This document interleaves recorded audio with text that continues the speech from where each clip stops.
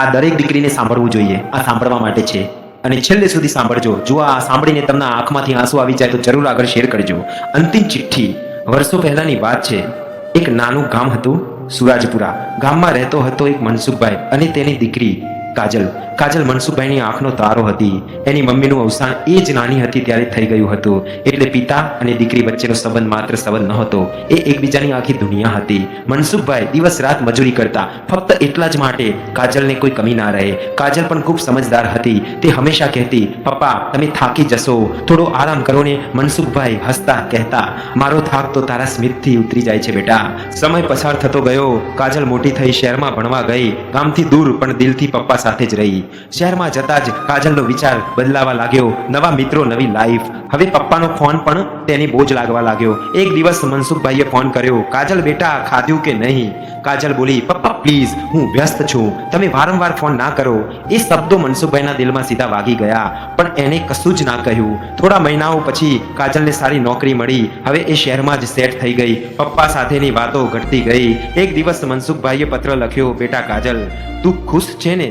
એ જ મારા માટે બધું છે. હવે તું બહુ વ્યસ્ત થઈ ગઈ છે એટલે હું તને તકલીફ નથી આપતો, પણ જ્યારે સમય મળે ત્યારે એકવાર મળવા આવજે.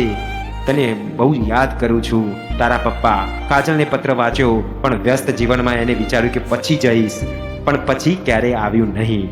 એક દિવસ કાજલને ગામમાંથી ફોન આવ્યો, કાજલ તમારા પપ્પાને હાર્ટ એટેક આવ્યો છે. કાજલના પગ નીચેથી જમીન સરકી ગઈ. એ તરત જ ગામે દોડી ગઈ. ઘરે પહોંચી તો ઘર શાંત હતું. લોકો ઊભા હતા અને વચ્ચે મનસુખભાઈ હંમેશા માટે શાંત થઈ ગયા હતા. કાજલ તૂટી પડી, પપ્પા હું આવી ગઈ, તમે આંખો ખોલો ને. પણ હવે મોડું થઈ ગયું હતું. એના હાથમાં કોઈએ એક ચિઠ્ઠી આપી. એ મનસુખભાઈની છેલ્લી ચિઠ્ઠી હતી. કાજલે કાંપતા હાથથી વાંચવાનું શરૂ કર્યું. મારી લાડકી કાજલ, શાયદ આ ચિઠ્ઠી તું ત્યારે વાંચીશ જ્યારે હું તારા પાસે નહીં હોય. મને તારી કોઈ ફરિયાદ નથી બેટા, તું આગળ વધી રહી છે એ જ મારી સૌથી મોટી ખુશી છે. મારે ફક્ત એટલું જ કહેવું છે કે જ્યારે પણ તું થાકી જાય ને તો યાદ રાખજે કે તારા પપ્પા હંમેશા તારા સાથે છે.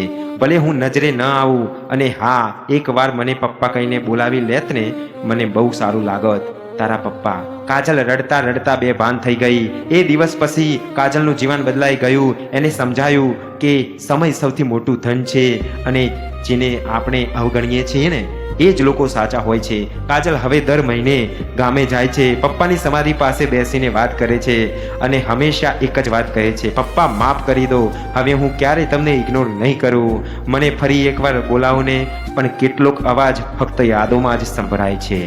જરૂર સારું લાગ્યું તો આગળ શેર કરજો.